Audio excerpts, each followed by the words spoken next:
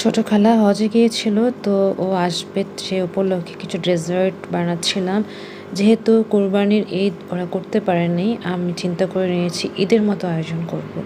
যদিও চেষ্টা করেছি, আমি জানি না ফুলফিল হয়েছে কিনা। আমি আরও অনেক কিছু করার প্ল্যান করেছিলাম, ওভারঅল মিলে যতটুকু করেছি আলহামদুলিল্লাহ।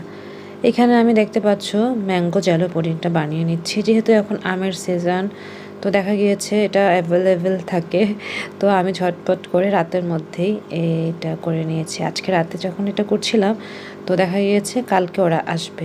আজকে ভয়েস দিচ্ছি যদিও অনেকদিন পর, আর ভিডিওটি লেট হয়ে গিয়েছিল আপলোড করতে। যাই হোক, আমার ম্যাঙ্গো জ্যালো পুডিংটা মানে জ্যালোটা রেডি করে নিয়েছি ম্যাঙ্গো দিয়ে, আর এখন আমি এটাকে মিল্কটাকে ভালো করে জাল করে নিয়েছি। ছোট ছোট কিউব করে কেটে নিয়েছি, এটা যার যার মতো করে কেটে নিতে পারো। আমি ছোট ছোট করে কেটেছি দেখতে ভালো লাগার জন্য।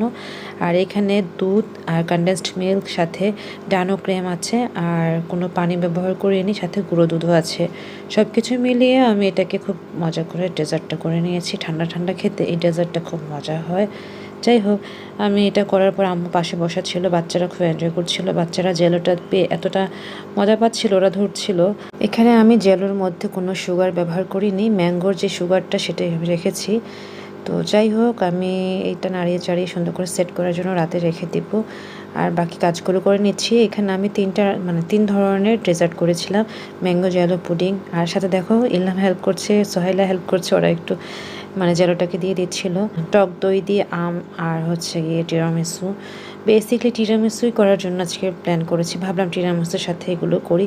কোনো শ্যামাই জর্দা করা হয়নি, কারণ ওগুলো তো খুব কমন বা খাওয়া হয়, এগুলো একটু ডিফারেন্ট, তাই করলাম।